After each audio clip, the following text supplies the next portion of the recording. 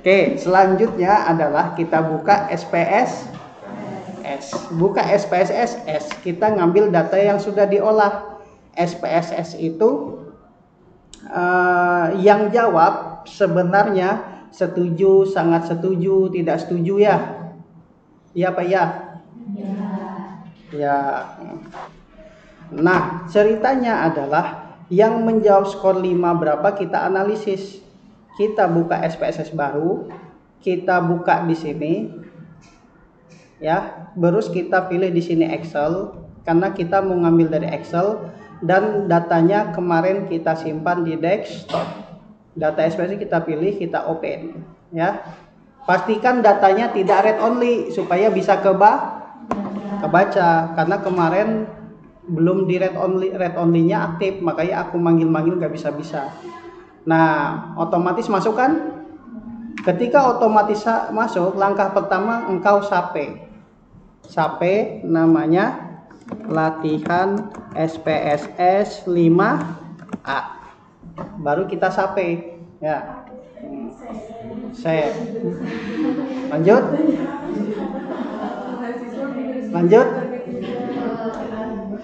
Yang tidak paham lihat aja muka aku, insya Allah paham. Oke, kita lanjut di sini yang desimalnya 0 kita ganti, hilangkan desimalnya, baru kontrol V biar jadi tidak ada desimal supaya sebegini ya. Uji yang pertama adalah ketika SPSS yang pertama uji apa kemarin? Uji kehidupan. Dalam SPSS got it. Ketika sudah masuk SPSS, nah untuk penelitian yang kuantitatif.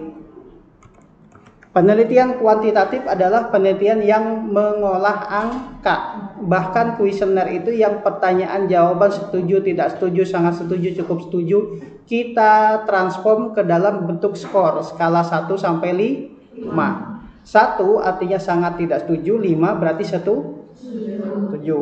Lanjut. Oke, jangan ngantuk. Ngantuk gak apa-apa sih, dunia aja ini. Nah, yang pertama adalah uji data, uji kuesioner, uji data atau uji kuesiones. Nanti ngenes kayak Salma. Nah, uji kuesioner. Uji kuesioner terbagi menjadi yang pertama A, mana huruf A? Uji validitas. Yang B uji reliabilitas. Nah, tapi sebelum diuji karena ada bab 4 deskripsi responden ya. Sebelum diuji harusnya ada dulu deskripsi responden. Nah, baru yang kedua uji data. Baru yang ketiga uji asumsi klasik. Uji asumsi klasik terdiri dari uji normalitas, multikolinearitas,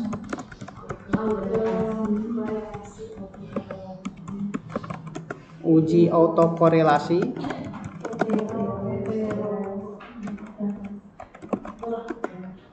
uji itulah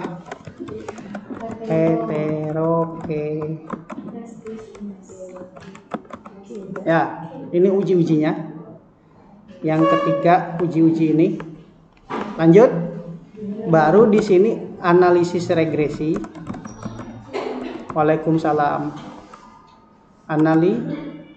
Analisis regresi. Apakah analisis regresi linear berganda atau analisis regresi sederhana, tergantung variabel X terhadap Y.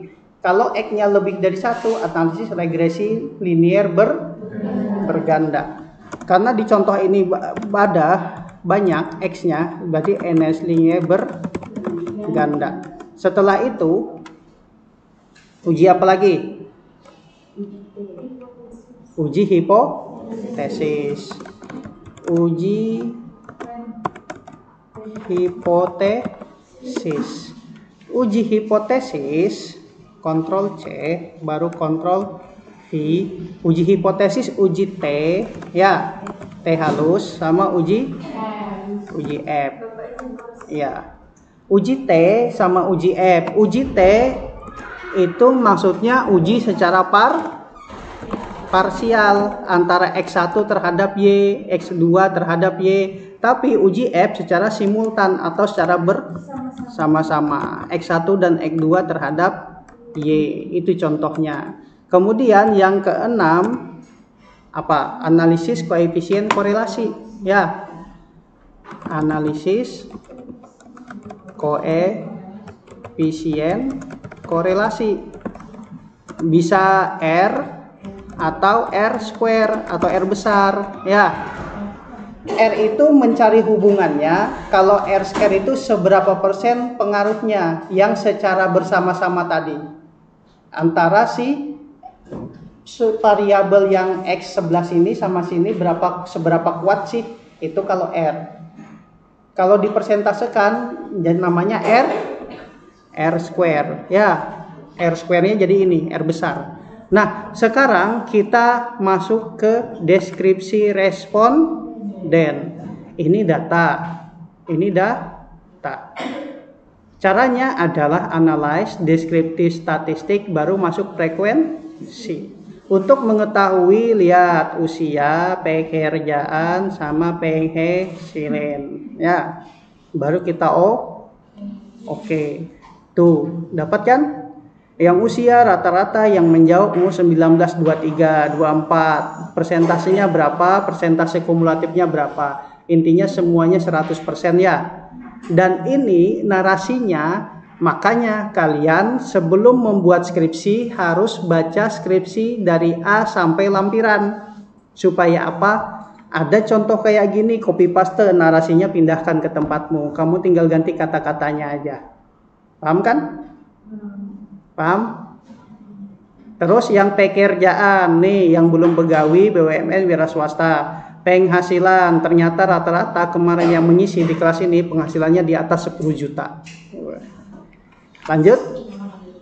Alhamdulillah, ya. Lanjut. Pokoknya kalau yang tidak mau lanjut, kau doakan cepat menikah dan punya anak. Jadi nggak usah mikir ini ya. Lanjut. Nah, setelah analisis ini bisa juga kita menganalisis jawaban kuesioner, ya. Analyze, misalnya tadi deskriptif statistik, frekuensi, misalnya kuesioner X1.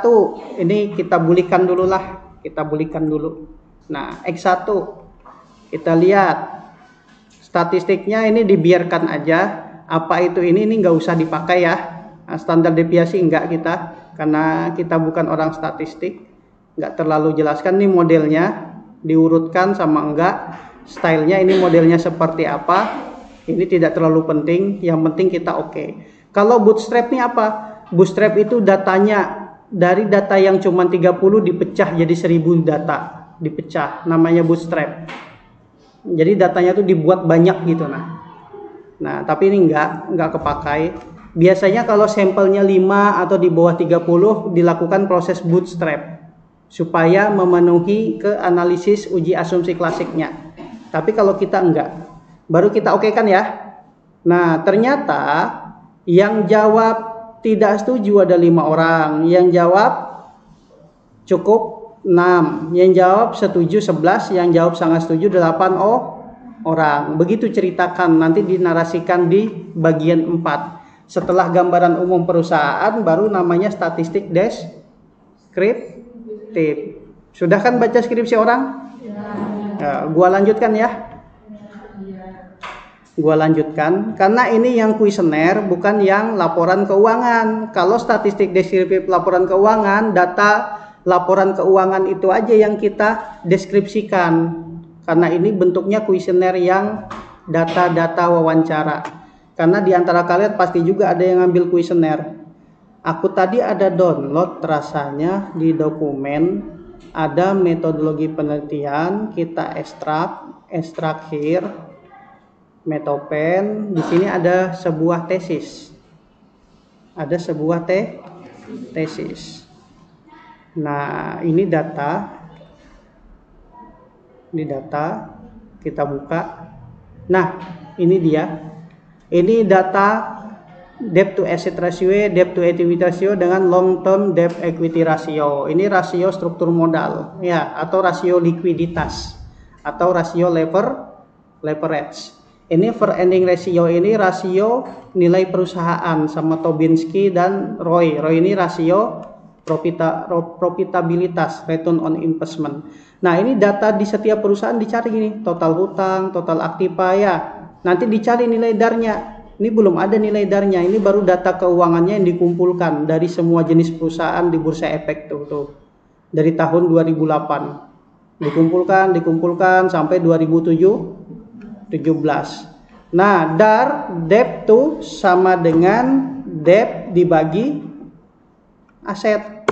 Nilai rasionya ini biasanya digitnya bikin 2 digit.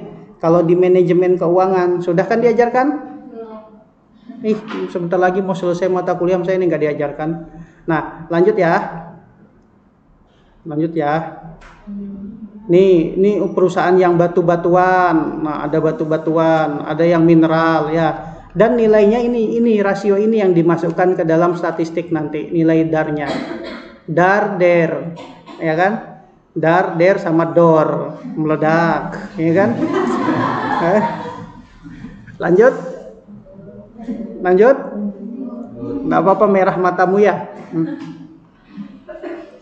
Nanti kamu chat aja aku tengah malam, insya Allah aku balas subuhnya.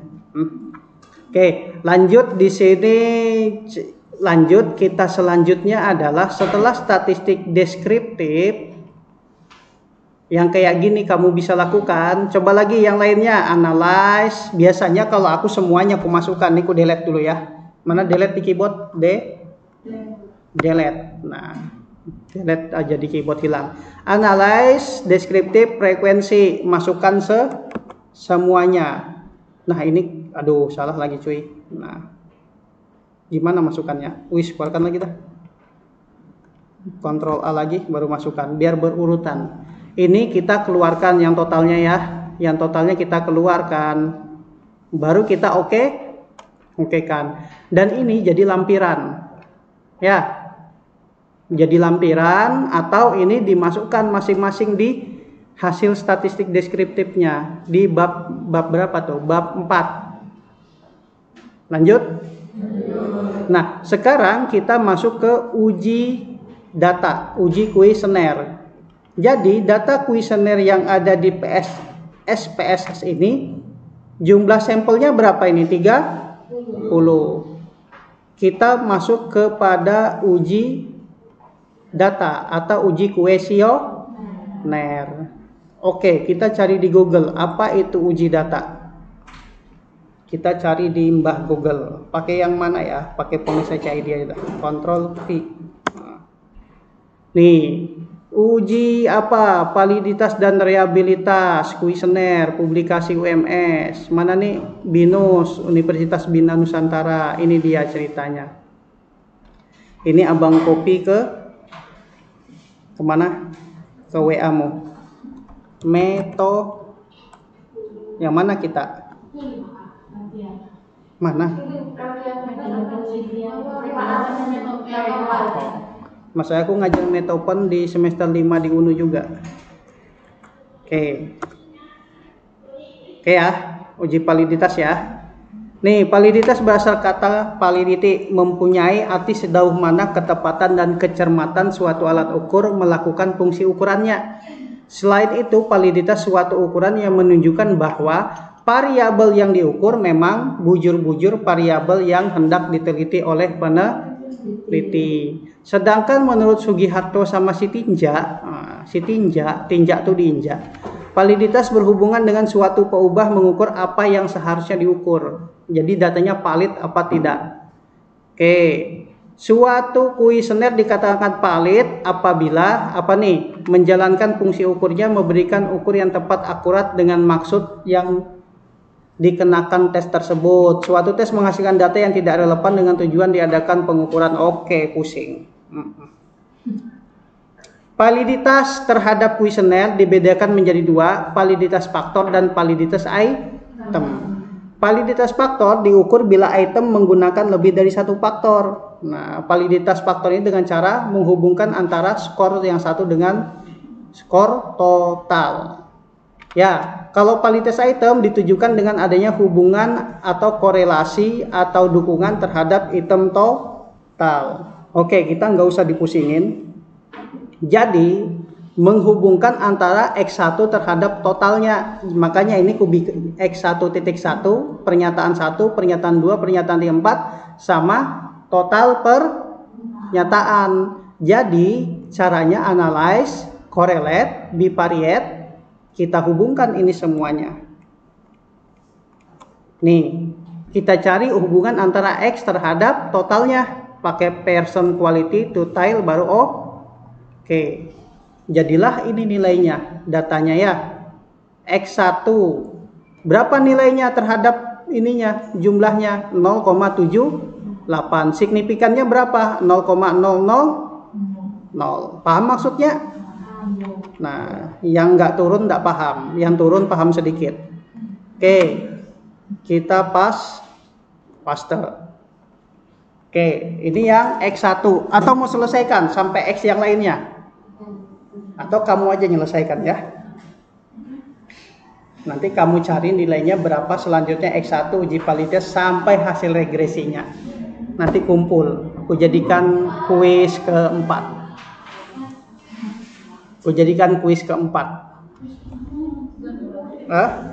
Ke 1, 2, 3 nggak tahu kapan. Pokoknya keempat. Oke? Iya, kayak mana nggak pernah turun. Oke. Lanjut, di sini kita lanjutkan lagi yang di sini, analyze, correlate, atau gini, aku carikan dulu cara uji validitas kemarin sudah belum linknya aku kasih. Ini ya, uji validitasnya. Ini ya, yang kemarin ya. Ini mau ndak mau kuulang lagi nih, masalahnya baru lengkap kelasnya ini. Nah, nih, ini ya. Nah, jika nilai R hitung dengan lebih besar dari R table, maka angka tersebut valid dengan ketentuan apa? Uji validitas dasar keputusannya apa? Membandingkan nilai R hitung dengan R table, kemudian nilai signifikansinya harus kurang dari 0,05. Kita lihat R table ya. Rumus R table kemarin apa? Nih, R table dengan sampel dengan N30.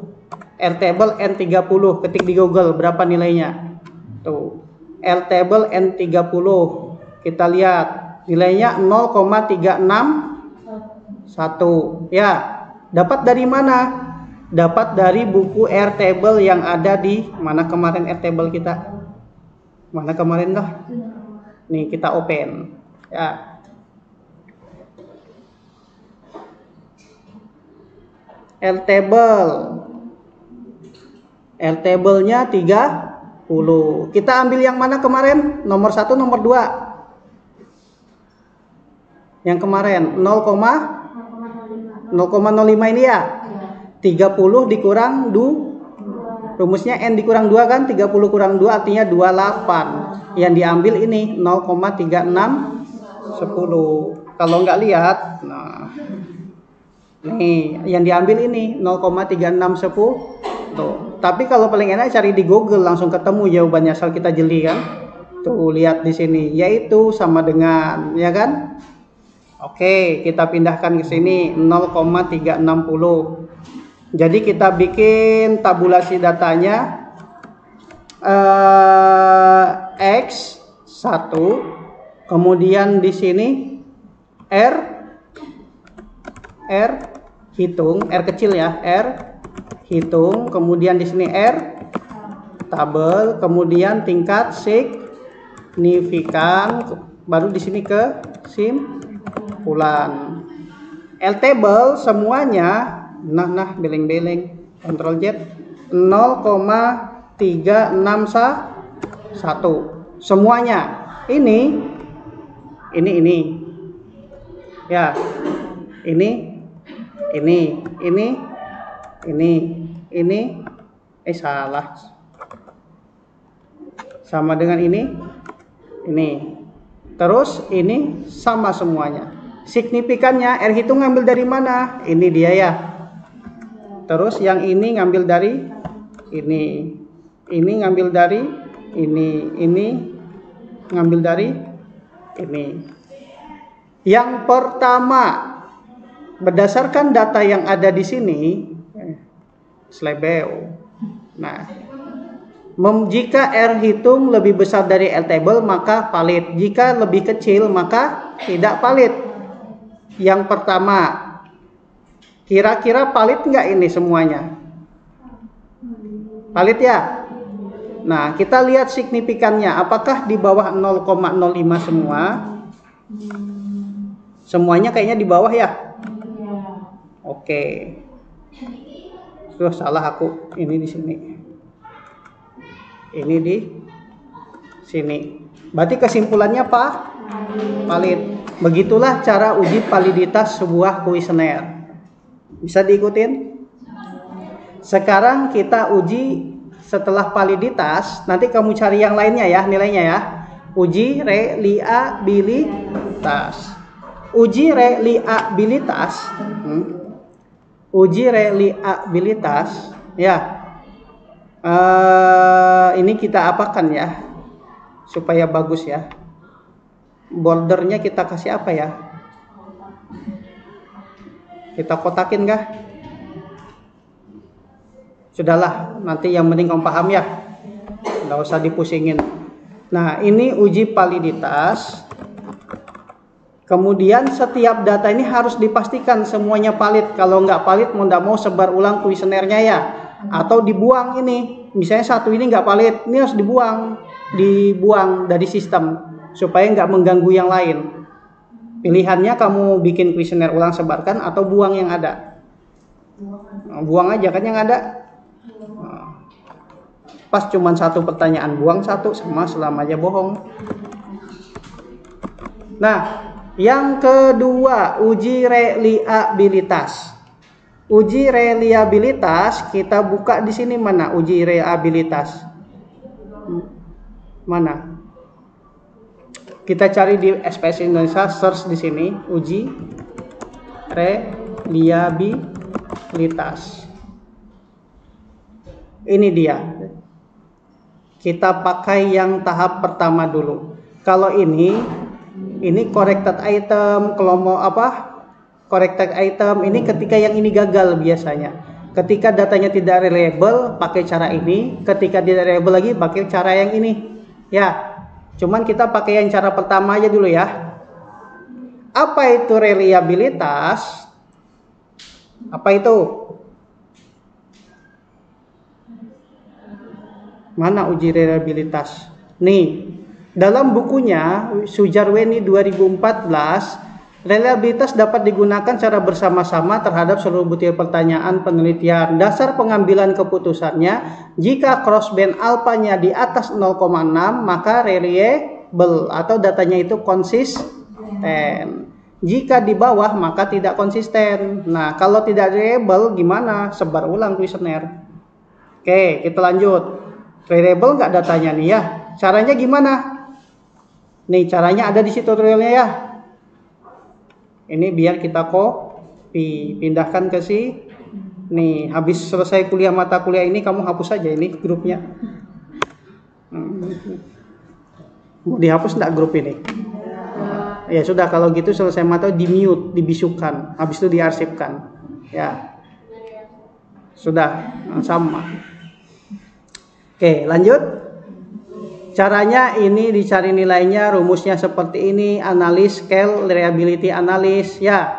Baru kita masukkan itemnya tanpa memasukkan yang total. Statistiknya dipilih, dicentang yang scale item deleted. Oke, to the point. To the point. Analyze, scale, reliability analyze, ya. Masukkan ini semua datanya. Siji, 2, 3, 4, masukkan, pilih statistik, kita centang scale if item deleted, continue. Nah, scale labelnya apa? X1 itu apa ya kata dia? Variabel apa X1 ya? Apa kemarin X1?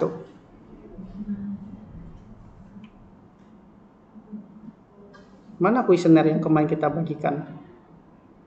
X1 apa di sini? Oke. X1 itu aspek produk. Oke, kita copy. Ini kita kasih nama, mana tadi Pak Le? Nah, ini kita namanya aspek produk dalam kurung X1. Baru kita oke.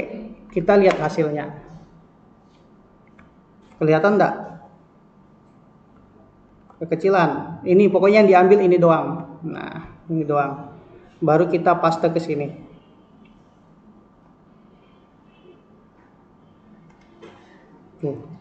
Kelihatan enggak? Kelihatan?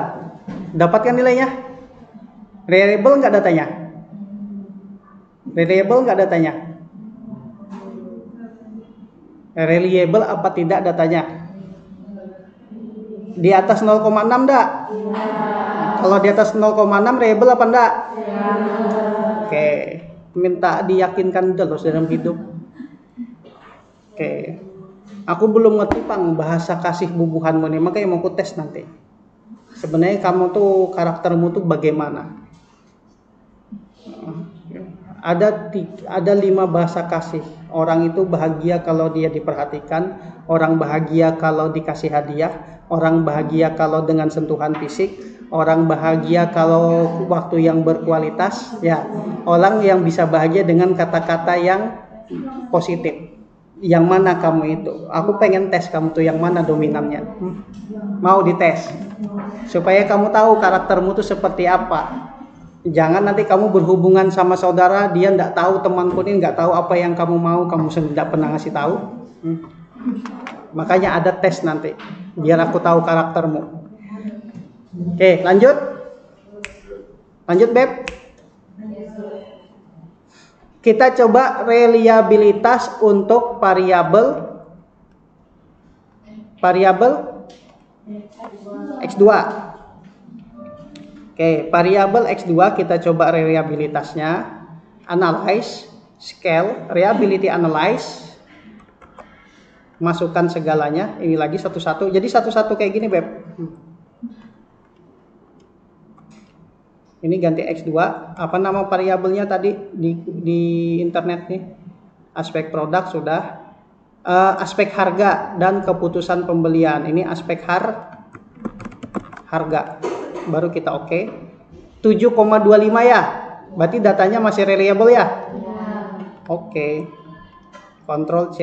Kita paste. Ctrl V. Oke, lanjut lagi. Yang keputusan pembelian kemarin tidak reliable, tapi sudah kita rubah. Apakah reliable? Kalau masih nggak tahu lagi aku sudah. Analyze, scale, reliability analyze, masukkan yang Y-nya aja. Keputusan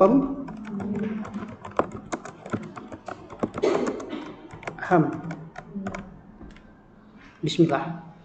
Oh, alhamdulillah. 0,6 kemarin 0,4 kali 5. Daripada kayak kemarin mending sekarang kita copy, baru kita paste. Ingat, data lanjut ke uji asumsi klasik jika datanya itu reliable dan valid. Makanya ketika kayak gini kita bikin ini juga cuy. Ini kita bikinkan juga harusnya yang S berapanya? Oke, nanti kita analisis X2 dengan Y-nya ya, apakah valid secara sekilas. Cuman yang reliabilitas nanti ketika dibuat di dalam sebuah skripsi, gini dia. Variabel. Ya, kemudian di sini apa namanya? Cross bank alpha ke apa namanya? Cross bank alpha, baru di sini kesimpulan. Begini, variabel yang pertama harusnya dinarasikan ya, aspek apa tadi yang pertama? Produk. Baru aspek harga, baru sini keputusan pembelian. Nah, ini harusnya kita tambahin X1, X2 ya. X1, kemudian di sini X2, baru di sini kita masuk ke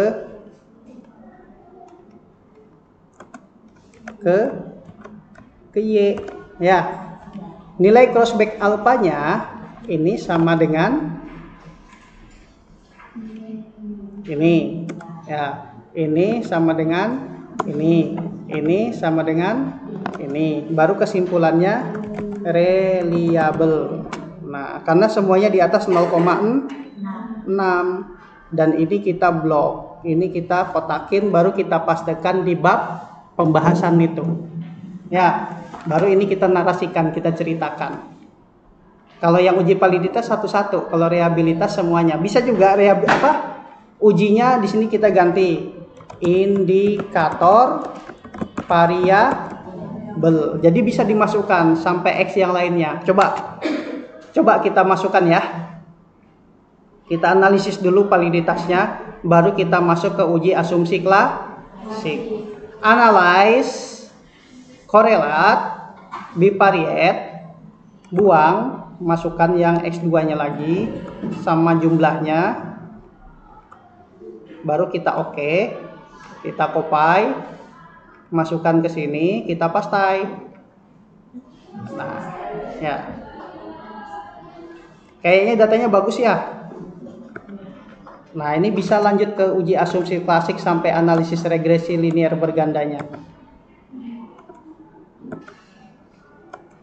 Yang kayak gini awalnya ngantuk, nanti nyusun skripsi beleng-beleng kalau nggak paham. Tahu kamu beleng-beleng? Beleng-beleng itu bodoh-bodoh. Nah, sama dengan ini, sama dengan ini, sama dengan ini. Otomatis ini valid. Lanjut lagi yang YYI-nya. Mana YYI?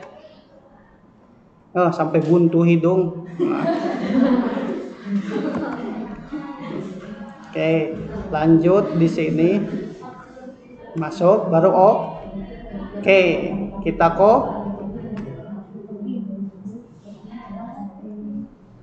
kita paste kemana? Kita paste di sini aja. Nah, ini kita sama dengan ini, sama dengan ini, sama dengan ini, sama dengan ini. Oh, sampai Y4. Karena jumlah sampelnya sama-sama 30 ya, baru kita lihat ininya berapa. Sama dengan ini, otomatis di atas 0,36 masih, 7,2 otomatis masih. Ini 5,21, satu lagi sama dengan 749. Semuanya harus di atas 0,361. Ini kenapa 123 nih? Salah, Bos. Nah, oke, sampai di sini bisa ngikutin cerita hidupnya. Otomatis kuesioner ini sudah valid dan reliable berdasarkan uji statistik tadi ya. Lanjut. Oke, Abang sudah jelaskan deskripsi responden sama uji kuesioner. Sekarang Abang mau jelaskan uji asumsi klasik. Siap? Masih siap? Sudah, biar aja matamu merah. 15 menit lagi, nggak apa-apa. Pokoknya 1 minggu ini harus sudah selesai sampai analisis ini. Ya. Uji asumsi klasik. Yang pertama, kita fokus uji asumsi.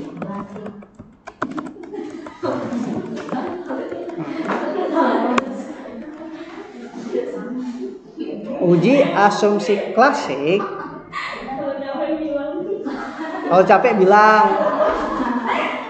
Hah? Capek kah? Nih, tar. Oh, capek ngomong.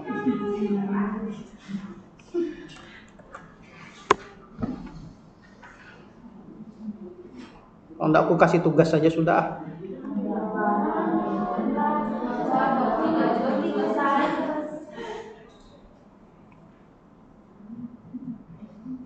Dah, lanjut ya.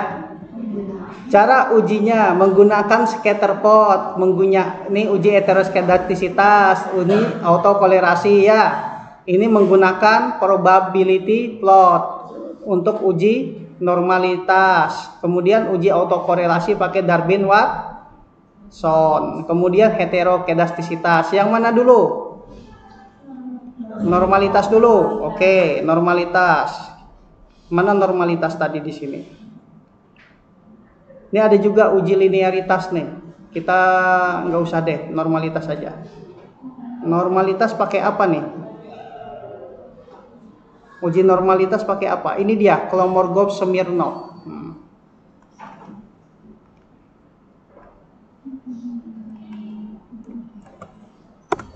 Oke, uji normalitas. Uji normalitas julak. Begini ceritanya julak. Uji normalitas julak ya. Uji normalitas.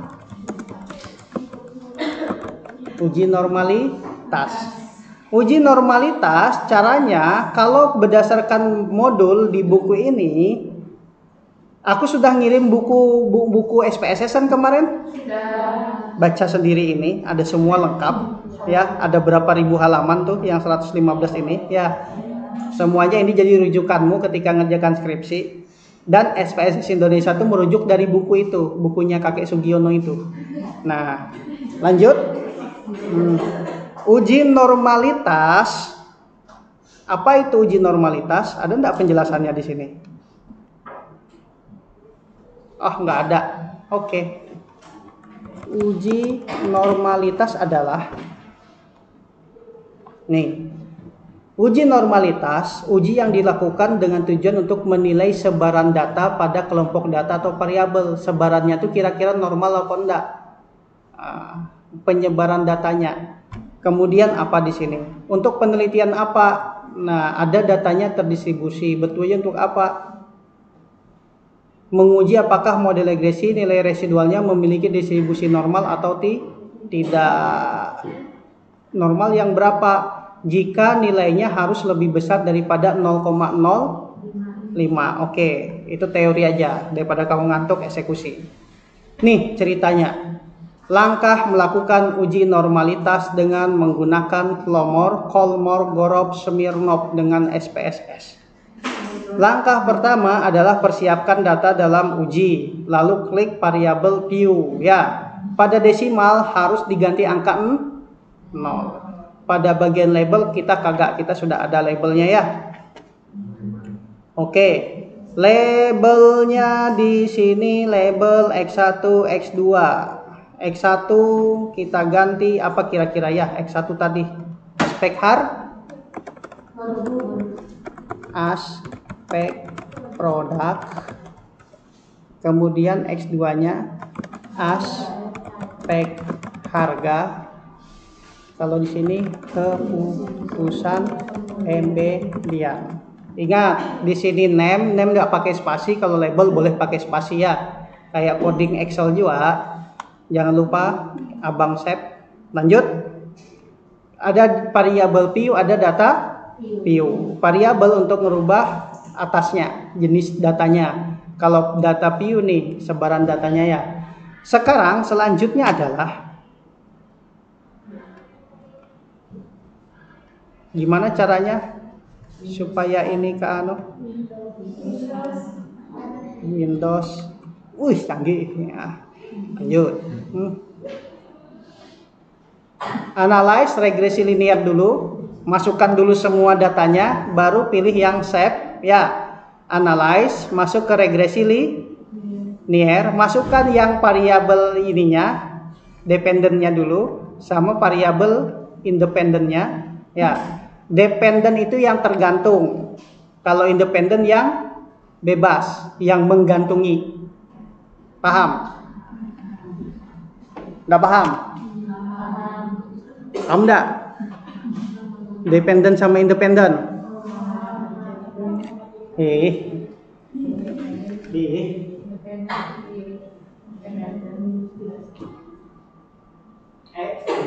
terhadap Y. Ini bebas nggak? Ini namanya bebas. Kalau ini tergantung ini, tergantung panah. Ya, ini namanya exogen, ini namanya endogen. Exo ini endo, yang menerima maksudnya. Kalau ini variabel dependent, tergantung. Kenapa tergantung? Karena panahnya ke dalam.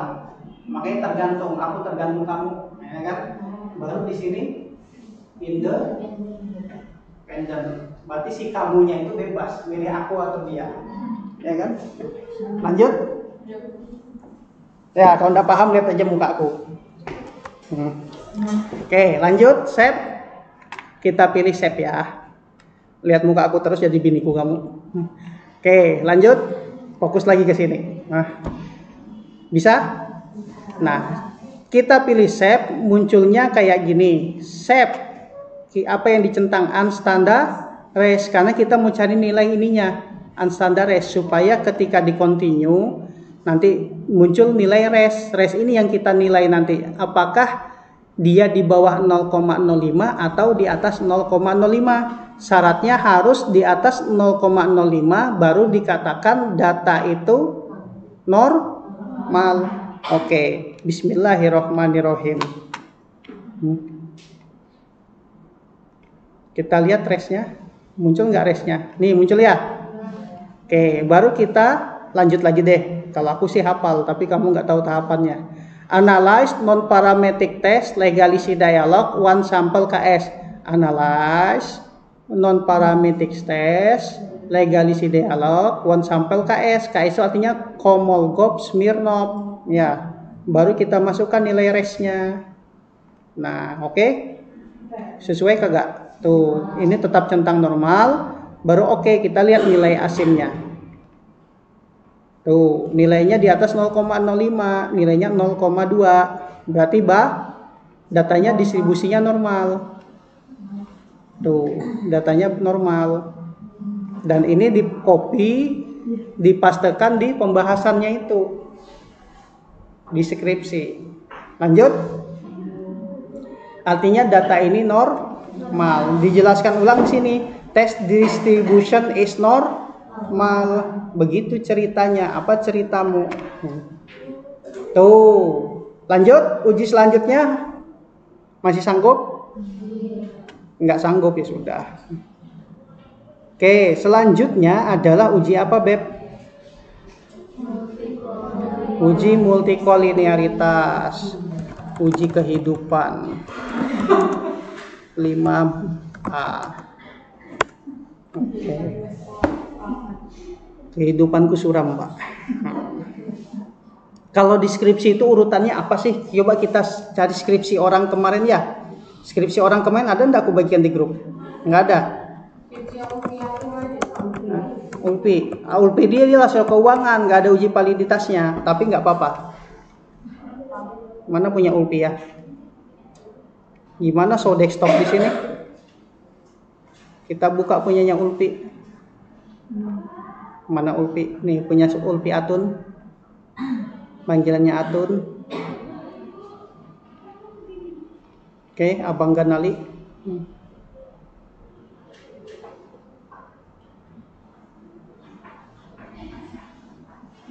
Nah, ini bab 3-nya dia ya. Kamu bab 3 bikin juga gini. Kamu skripsi itu kurang lebih berapa bulan? 4. Kamu narasikan sendiri, bikin schedule time kayak gini ya. Nah, definisi operasional. Variabel independen, oke, variabelnya. Definisi operasional, kalau ini rumus-rumusnya. Ya. Ini Y-nya, variabel dependennya. Sumber datanya apa dia? Yang aku habis data yang terindeks LQ45, populasinya apa? Nih, perusahaan yang terdaftar di indeks LQ45. Ketika diteliti ternyata dari 45 perusahaan sampelnya didapat berapa dengan kriteria purposive sampling dengan kriteria tertentu. Syaratnya apa? Yang terdaftar selama periode 2019 sampai 2022. Kemudian yang mempublikasikan laporan keuangan kemudian telah diaudit. Akhirnya didapat 80 perusahaan. Ada 4 apa di sini? Dari 45 Perusahaan yang tidak terdaftar ada 21, kemudian yang tidak mempublikasikan laporan ada 4. Jadi sampelnya 20 dikali 4 tahun penelitian, jadi 80. Akhirnya dia ngumpulkan, dapatlah ini perusahaannya 20. Teknik pengambilan sampel, teknik pengumpulan data, teknik pengolahan datanya pakai SPSS. Teknik analisis datanya apa? Analisis deskriptif. Ya, kayak tadi pakai distribusi frekuensi. Kemudian uji asumsi klasik, dia tidak ada uji data ya, langsung uji asumsi klasik. Tahapannya apa dia? Normalitas, langkah kedua multikolinearitas, langkah ketiga autokolerasi, langkah keempat heteroskedastisitas, baru analisis regresi linear Bergan. Dapatlah persamaan seperti ini, Y, A, B, 1, bla bla, ini current ratio, return intellectual capital. Kemudian uji T, uji hipotesis, uji T, baru uji F, terakhir uji koefisien determinasi, dia bagian hipotesis. Oke, dimasukkan saja, pusing amat. Nah, ya, koefisien determinasi. Kalau kolerasi itu R, kalau determinasi R square, R pangkat 2. Nah, R pangkat 2, nggak tahu aku bikin pangkat 2-nya kayak apa. Oke. Nih, hasil penelitian bab 4, gambaran umumnya diceritakan semua perusahaan yang 20 itu. Nah, copy paste dari website perusahaan aja. Nggak usah dilihat, nanti kamu mau mabok. Nanti kamu mual. Sudah mual belum? Aku sudah mual. Kayaknya aku kalau bawa mobil atau dalam mobil nggak bisa aku lihat HP, pasti muntah aku. Jadi aku bawa buku kalau naik bis. Karena goyang-goyang kayak gininya, nah pusing aku. Kalau pakai buku kan enggak, langsung tidur aja pas baca. Nah, nih ya. Deskriptif statistik pakai distribusi frekuensi tadi ya, ditulis di bab 4 ya, di hasil penelitian ya. Nah, terus ada lagi di sini tuh digenerasikan variabel ketiga nilai minimum berapa dimiliki oleh PT apa, kemudian aneka tambang, kayak gitu diceritakan. Ini dia asumsi klasik, normalitas. Nah, apa nih dia nilainya? Datanya nggak normal ini sebenarnya ini ya. Karena di atas di bawah 0,05 ya. Nah, karena tidak normal, tuh ada alasan lain. Berdasarkan normali pada tabel menggunakan kelompok yang diketahui sebesar 0, yang menunjukkan nilai tersebut lebih kecil daripada 0,5, yang menyatakan data tidak normal. Pada gambar 51 titik-titik mendekati garis memperkuat hasil ini bahwa data tidak terdistribusi normal. Data tidak normal disebabkan karena datanya tidak homogen. Ya, artinya data laporan keuangannya itu beda-beda. Perusahaannya kan beda. Beda dengan kalian nyebar kuesioner kan? Targetnya sama kan? Nah, solusinya gimana? Karena di LQ 45 itu ada perusahaan tambang, perkebunan, habis itu perusahaan makan makanan ringan, itu nggak homogen. Makanya melakukan transformasi data, mengurangi jumlah data outliner. Nah, akhirnya apa? Diberubah model regresinya di dalam bentuk double log, ditransformasikan datanya jadi LN, diuji kembali. Nah, bagaimana transformasi data di LN itu nonton aja di YouTube. Pas ada masalah baru kamu kerjakannya. Yang penting kamu tahu ada alat. Hasilnya didapat signifikan dia. Tuh, gini. Jadi panjang tahapannya sebenarnya. Kebetulan kita kemarin coba-coba lurus-lurus aja hidup kita, nggak ada masalah ini. Ya, nggak apa-apa. Belajar itu contoh yang lurus, jangan yang bermasalah. Kalau bermasalah nanti belajar di kehidupan. Oke, kita lanjut uji multikolinearitas. Satu uji lagi, habis itu kita istirahat. Uji multikolinearitas. Mana di sini uji multikolinearitas ya? Mana SPSS Indonesia uji multikolinearitas? Mana uji multicol? Kita klik uji asumsi klasik. Di sini klik ada uji multikolinearitas. Ada nggak? Ini. Nih dia bosku. Kita lanjut. Kok di-cut? Kita cut, baru kita. Wah, Tokopedia ngubungi aku. Oke, lanjut. Uji multikolinearitas bagian uji klasik dalam analisis digunakan apa untuk menguji apakah model ditemukan adanya hubungan kuat antara variabel bebas dan variabel independen. Model regresi yang baik harusnya tidak terjadi gejala multikolinearitas. Artinya antara yang satu dengan lain tidak punya hubungan satu sama lain. Ya. Yang bagus itu kalau kamu cari pasangan jangan yang saudara, yang punya hubungan saudara, ya, yang masih berjauhan, kalau bisa bukan dari kerabat dekat, kerabat apa? Bukan dari kerabat yang ibaratnya saudara kandung apa. Begitu juga kayak gini, harus tidak terjadi multicore. Caranya kayak apa? Kita lihat ya, langsung to the point aja lah. Syaratnya nih, pedoman ini nggak bisa diklik kanan sih nih, nah nggak bisa diklik kanan. Pedomannya apa? Yang pertama, nilai toleransinya harus lebih besar daripada 0,1, maka tidak terjadi.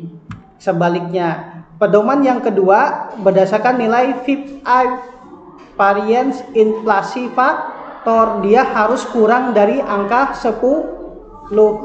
Nah, cara carinya nang kayak apa Julak? Nah, cara carinya kayak tadi itu, analis regresi linear, ya. Pilih yang statistik. Kalau yang pertama tadi shape ya. Sekarang yang statistik. Oke, bosku. Kita coba bosku analyze regresi linear. Yang shape-nya kita kembalikan dulu unstandardized, continue. Kita pilih statistik. Kita centang yang mana? Kita lihat. Centang yang kolineari sama covarian. Itu aja yang dicentang. Baru continue. Ketika di oke, cari halaman koefisien. Lihat, cari halaman koefisien. Kita lihat toleransi sama VIP. Oke, mana tadi hasilnya bosku? Nih, kita copy. Kita pindahkan ke Excel. Uji multikolinearitas. Ctrl V. Syaratnya yang ini harus di bawah 10, yang ini harus di atas 0,1. Kira-kira bagus nggak? Bagus kan? Ternyata ini di atas, toleransinya di atas 0,1 dan VIP-nya di bawah angka 10. Berarti tidak terjadi multikolinearitas. Berarti aman. Uji multicolnya bisa dilalui. Tahapan selanjutnya, sebagaimana orang-orang tua sebelum kita dulu. Nah, nih jika tidak terjadi harus ngapain tuh? Harus datanya ditransform, variabelnya yang hubungan tinggi dibuang datanya. Outliner tuh membuang data, membuang x1.1, membuang x2.1 itu namanya mengoutline. Tuh. Atau pakai uji yang lain, jangan pakai uji yang ada, pakai uji korelasi, uji condition index dan apa itu ya. Pokoknya nggak usah dipikirin, jalani aja. Bisa? Capek sudah? Oke, alhamdulillah. Nantinya obatnya bereaksi kalau kamu mikir walaupun terkantuk-kantuk. Oke, nanti kita lanjutkan minggu depan lagi ya. Oh, hari Jumat. Kita lanjutkan Jumat ya. Yang nggak turun nggak apa-apa. Mau di-spend lagi silahkan, nggak apa-apa. Oke, kita lanjut. Ini kita save data mentah ini. Nanti aku kasih tugas yang ini aja, yang rasio keuangan ya. Kamu analisis pakai SPSS. Percuma nginstal SPSS kalau nggak kasih tugas, ya kan? Oke. Ini kayaknya aku kirim ulang nih data SPSS-nya nih, karena yang sudah lengkap. Takutnya aku nanti nggak bawa laptop. Mana data SPSS? Oke. Oke, rapikan dah bahan-bahannya.